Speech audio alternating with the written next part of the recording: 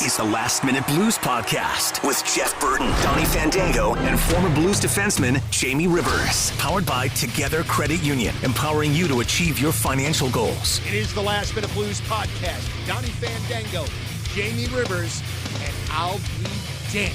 Joining us for this episode, Mr. Jeff Burton. What is going on, homeboy? It's great to hear from you. How the heck are you all? Dude, we have had so many people that have been looking forward to this episode because we kind of teased it last week that, you know, you might be on, and they're just really excited to hear from you, man. Oh, I'm glad to talk Blues hockey. I'm glad to talk Jamie Rivers. I'm glad to talk Donnie Fandangus. I'm just glad to talk. You know, we talk for a living, and then all of a sudden, when it gets squeezed off, you're like, "What? I got to talk to somebody." Right. You know. So, my man, have you been able to kind of keep up with what's been going on with the Blues and everything, or? I mean, a little bit. I know Butcher retired. Yes, he did. Unfortunately, Garth Butcher did retire. Yeah, so that's kind of a bummer. So I know we already had holes in the defense. But no, I mean, a little bit. I can really only get caught up on. I'm at the point right now where I look at the peripheral news, but I'm not going to go digging. Sure. You know what I mean? Because there really isn't much to dig for, blah, blah, blah, that sort of thing. But, I mean, you guys catch me up where you guys as shocked as me about Kachuk. I mean, I was not only shocked, I think more than shocked, Jeff. I think I was just really disappointed that it didn't come to be. But when we were talking last week, it makes a great deal of sense for the kid, Jamie, right? Yeah, he wanted to. He had a list of teams that he was interested in, the Blues being one of them. But he really loves the idea of being in Florida and, you know, working with him recently. He's getting a house right on the beach. He's got a golf cart community. And we talked about this, I think, last episode, where the practice rink is going to be within the compound or whatever. So the guys take their golf carts to the rink every day. He's very much looking forward to it. He certainly was excited to possibly be a Blue at the same time, but unfortunately, the Blues couldn't put together a package that rivaled what the Panthers did for the Calgary Flames, and so it just made it unachievable. Yeah. But, I mean, you know, I think, too, Jeff, I think I had it too much locked in my head that it was going to go down. You know what I mean? You should never get that far ahead of yourself when it comes to something like this in the world of sports, ever. And I know that I did. Yeah. My dad used to call it putting the cart before the horse. Yep, that is exactly it. But then, as we were talking about it last week, though, I mean, the Blues still have 7 20-goal scorers. You know, so it's not like Donnie. 8. Oh, sorry, 8. See, that's why we got Jamie here, Jeff. Thank God. Yeah, I was wondering.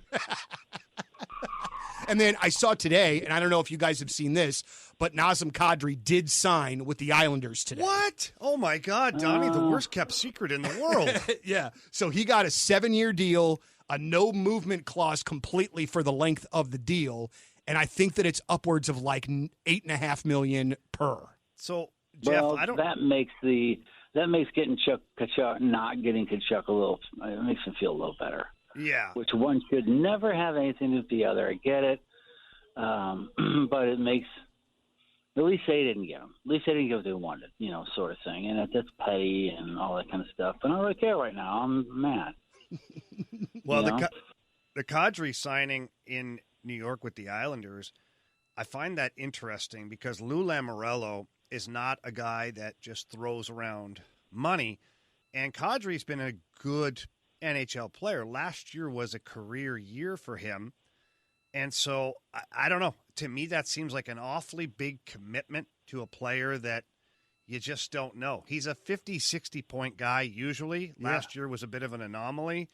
So, we'll see. We'll see how this one works. And where do they play him, you think? Kadri. Well, he's a centerman, right? Yeah, he'll be playing center. But he'll be there. Is he their number 2 center? I don't know. That's what I'm saying, yeah. I'd have to look at their depth chart, but based upon the money that he's going to be making, he's probably going to be the number 1 centerman over there. Boy. Guys, would you want him in a Blues jersey? Not at that price. Let me answer for you, Jamie. Will Jamie be the guy that says I wouldn't want to have a beer with him, but he's a hell of a goal scorer, or he's a hell of a this, or he's a hell of a that? Donnie, let's you and I discuss. Okay. And then we'll give our answer. All right. Jamie has bitten us in the past with the whole, you'd have him on your team. Yep. You would do this, and you'd throw the bank at him because he's that kind of player. And I'm wondering if he thinks that about Kadri or not. I honestly don't think he does. I think that I think that this is one of those guys that he goes, you know what? I don't think I would want that guy on my team. That's what I think. Now, here's the fun part, Jeff. This is when we get to either be proven right or wrong. And the bad part is you're not here for him to look at us like we're both dumb. Just me. Yes, exactly. We're just hoping that laughter ensues because that's what we're trying to do as well. Right. Right. So what say you, Jamie? Well, I would be okay with him in a Blues uniform at $5 million, but not for 7 years. It would be like a 3-year deal at $5 million. But he doesn't come with a long resume of people who have enjoyed him, and so I don't know enough about behind the scenes as far as a locker room guy and whatnot. But that's just too much money. There's no way I wouldn't want that guy in a blue note and. Principle alone, and I know it's hockey, and I know it was playoff hockey, I just couldn't stomach turning around right after his incident with Jordan Binnington and putting a blue note on that guy. There are a lot of things I can overlook. There's guys who fight. There's hits that happen. That one, for me, it still stings, and I just can't imagine Doug Armstrong would be there and go, oh, yeah, no problem. Come into our locker room. Right. It'll be just fine. Yeah. I just don't I just don't want all of the BS that's attached. And I do, you love the player with the grit or whatever, and I certainly do, but not that guy. And I just couldn't imagine if you tried to put him in the Blues locker room that would not, I just could not imagine that going down well at all with some of those guys. Yeah. No. So Jamie, who else did the Blues miss out on? Not necessarily that could have helped to the team, but that of that they tried for and just couldn't get. Was there somebody else? Like a near miss or something like that. Yeah. You know what? I don't know how many guys they targeted per se because they were trying to stick handle their salary cap. And, Nick Leddy was a big thing that they wanted to get done. And obviously, Jeff, we haven't really talked about this since it's all happened, but they had to decide to let David Perron go. So as far as being interested in guys, I think they were interested in some depth pieces, and they got Noel Acciari and Josh Lavo, and that's kind of it. I don't think Doug Armstrong was in on anything else except for maybe kicking the tires on Matthew Tkachuk. But Jeff, how are you feeling? We haven't got your reaction to David Perron. Not only is he not a Blue anymore, but he's going to your favorite team, the Detroit Red Wings. You know what's even worse? Honestly, what's worse than him going to Detroit to me is that it feels like it was just another one that we couldn't lock up, that we couldn't give him another 2-3 years and then have his banner. Perron's got to be another guy that, he did great during his career here, just fantastic stuff, but apparently he wasn't banner worthy, and not everything has to be all banner all the time, but I thought that's where he was going. I really did. I thought he was going to that elite Blues status of he always wanted to be here. He made a couple of round trip,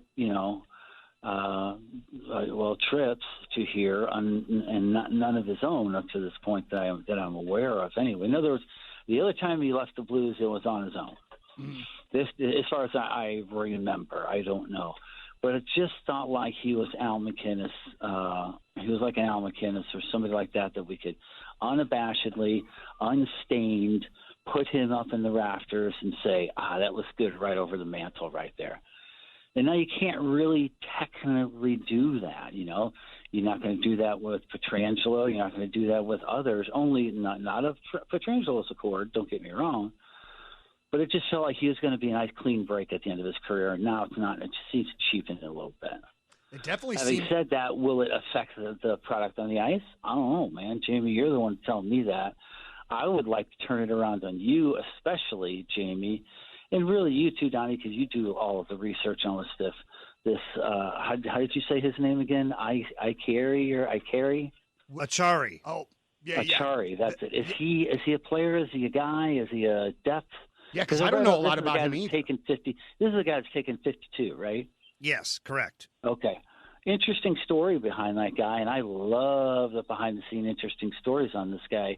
The last one I thought of, he just wasn't enough of a player to worry about digging in and going, oh, he's got an interesting background. So this guy does seem to have an interesting background, and I'm curious what your thoughts on him, if he's going to be a player or not. Yeah, no, he's going to be a real good depth piece for the Blues. I think you've found your fourth-line centerman. He's got some grit to him. He's able to kill penalties. He has had a 20-goal season in the past with the Florida Panthers. I don't think he'll get there again just because I don't think he'll get that ice time that's necessary in those situations. Like, he's not going to be a power play guy. But no, he's a leadership type guy. He's grit. He's sandpaper. He reminds me a lot of, honestly, like a Bob Basson. And I know that that's high praise for someone, Jeff. And time will tell, but he's a smaller guy, 5'11". He'll scrap with people, and he gets in there, and he does his job, and he finishes all his hits. I think the fans are really going to like him. Love it. Yeah. I mean, and it gives us a little bit more of that sandpaper in that fourth line, which we could use. And you know what? I want to ask this, too, while we've got Jeff here with us. And we briefly talked about it on the last episode. But going forward, Jamie, how do you see the Klim Kostin situation shaken out with Klim Shady? Like, do you see him traded before the start of the year? Do you see him being on this team? What do you think? I think he's going to get an opportunity. Mm-hmm. I think that I just don't know what the trade value would be. Mm-hmm. He doesn't have enough of a resume. I think there's more question marks around him than anything else. And, at one point I thought he could have been a piece that went to Calgary in a Tkachuk-type deal. But then, he re-signed him to a one-year deal. It's a one-way contract. It's his time to prove it. He's got to come to camp and prove that he can play at the NHL level day in and day out. And if he can't, then, the Blues will move on from him. They'll find somewhere for him, or they'll waive him and somebody else will pick him up. But he has all the tools. Yeah. He's a big, strong guy. He's fast. He can shoot the puck. He's tough. He can hit. And he just doesn't seem to put it all together at the same time, or he hasn't yet anyways. Right. So hopefully, he's crossed. He's really good at practice. Right. And you know what? Right. And do you say, Jamie, do you think that quote-unquote chance that he's got to get that shot, is that going to be with the Blues, or were you saying no, it's not? Well, I think he's going to get every opportunity in training camp and in preseason. I think that they'll put him with some guys who can pass the puck, because I think they envision him as a third-line type player. I mean, if he's going to play, I think that's where he belongs. So they're going to give him an opportunity. They'll give him a good centerman to play with, but he's got to do something with it. And it doesn't mean he has to score 1 million goals. It just means he has to create something out there. There's too many times where Kostin's in the lineup and you don't hear his name.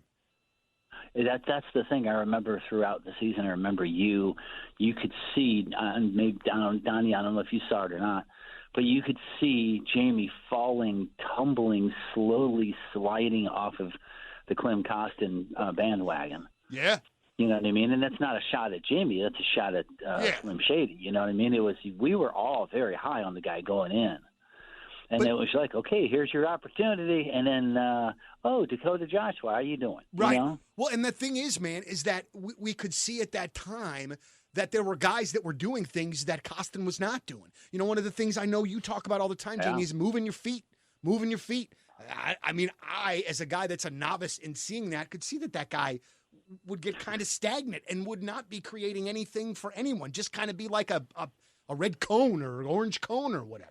Yeah, when you're a guy that's not going to give 30, 40, 50 goals out there, you have to be noticed in a good way. Yeah.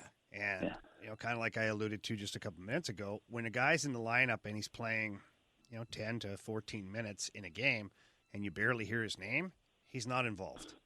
And you got to be involved. You can't be Brett Hull, who kind of disappears throughout the game. You don't know where he is, and then boom, he scores 2 goals. Like, that's a talent within itself, and like, that's very few players get that, we'll call it that exemption of being involved in everything. Klim Kostin has to be involved. Craig Berube talks all the time about how this team operates off of the forecheck. Get in there and get banging. You finish your checks, get to the front of the net, get to the dirty areas. You do that, Craig Berube's going to give you a chance to play, but when you don't and you're just kind of in that gray area of not really doing anything, it's hard to justify playing you over someone else. Absolutely. So. And I'll tell you what, when you're a pupil of one Craig Berube, if you're not doing that, I would imagine it's pretty obvious. Yeah, he's probably not giving you warm, fuzzy like pep talks in practice. I doubt. You know what I mean? Yeah, I don't think he's asking everybody. I don't think he's asking Klim to stop by at the malt shop after the game with everybody else. So like, not on the Blues for just a second, but have you gotten a chance to pay attention to the Cardinals in the last week and see that, whoa, hey, maybe we got something here? Yeah, it's funny you say that, because when for people who don't know, I've had some struggles with the health, and then more struggles on top of that. And when I first went into the hospital, going to the hospital is really not that bad. During baseball season, it's really great, except for when you go in on the All-Star break. So you don't have any Cardinals baseball. You got a bunch of half-assers out there joking around about how great they are. And then off of that, you got 74 games in a row that's not on Bally's. Or are you ready for this? The place that you're staying doesn't have Bally's, which is even more frustrating when you just can't reach it. You know what I mean? You know it's inside your TV box there somewhere.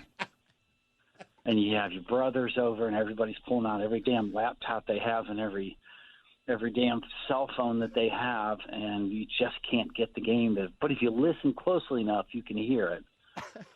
You know what I mean? So how have I been doing when the games are on? When the games are on, I'm watching the living crap out of them. Right. And probably looking forward to it when you know they're going to be on. Right. If somebody could just let me know when everybody's back to playing and Paul O'Neill's anything out here, Tyler O'Neill. Yeah. Paul, when he wants to go ahead and play, that'd be cool. I'll tell you what, who's my big surprise lately is Miles Michaelis. Holy cow. Yeah, he's been getting hammered. Throw, you know? Yeah. What about you, Donnie? Well, I just – listen, man, I watched all three of the games over the weekend against the Yankees. I think I watched every inning of all three games. Yeah, that one I think I did as well, yeah. Yeah, and I don't remember the last time that I was looking forward to him the way that I was. And as the weekend progressed, you're like, oh, well, maybe we do have a little something here. So you're saying there's a chance. Right, absolutely. But, man, it's just been kind of a nice thing to see, and then I think you're starting to, really get the appreciation for like Paul Goldschmidt and Nolan Arenado and like what those guys do, and seeing Paul DeJong come back up and have success is awesome too, because seeing that guy struggle was really hard to see. But man, it's just nice, just something to tide us over until hockey season starts, really. Yeah, and that's absolutely 100% true. And I'm not trying to clog up any ice time over here, but one of the big questions I would have for that roster would be, does Kinsler really think that job's waiting for him? Say it again. Is our backup catcher, what's his name, Kinsler? Oh, Kisner, yeah. He's not really thinking that job's just his to just go ahead and strap the face mask on and go, does he? No, I don't think so. I just think homeboy can't hit. That's okay. that's all. But every person that they've rolled out with Yachty hurt has not been fantastic. Right, Jamie, have you gotten to know any of the Cardinals players at all in your dealings with the media or anything? You know what? Sometimes that spills over. Sometimes those guys spill over. Sometimes. Yeah. No. Throughout some phone conversations, yeah, but it's tough. They're always on the road or at the ballpark, and they play that damn 162 game schedule. But no. Look, Yachty has been a massive difference maker since he's come back here, and I think Andrew Kisner is feeling the heat. Because Ollie Marmol, who's I like it. He's a tell it like it is kind of coach. He reminds me a lot of Craig Berube in some ways, to where he just kind of tells you the obvious. He's not doing a great job at the plate right now. We need some offense from our catcher position, and Andrew Kisner's got to figure it out. So we'll see what happens, but as of right now, it's not like anybody's just taking the spot from Yachty. Yeah. No. That'll be one of the that's a very cliche thing to say for a broadcaster to say, but dude, that's going to be, I don't know who's available. I don't know who isn't. I don't get into that on the baseball side. Hell, you guys know I barely do on the hockey side. I just sit here and ride your guys' coattails. But I don't know who's available. I don't know who's got a contract. I don't know how that kind of stuff works. But I was certainly hoping you guys would give me the answer that I was looking for, which is Kinsler doesn't think that job is just his for the taking, because it certainly should not be, given his most recent performance. No, and I think that kid, Ivan Herrera, needs some more work, too. I think he's going to need some AAA at-bats. So they are probably going to, I would think, need somebody to bridge them from Yadier to Herrera if he ends up, indeed kind of being the guy. But it's just going to be weird when he's not back there all the time, or we can't rely on him. Real quickly, yeah. Is everybody checked? She ain't got any more Molinas up there, does she? I don't think so. I don't think we've got anybody. I don't think there's a well of them that we can go to. No. I wish there was. It's all done, huh? All right. I think so. Well, man, listen. I think we're gonna wrap her up for the day. But we're really happy that you joined us, man. And I hope I wasn't trying to be a pest with messaging you 6,000 times to try to make this happen, man.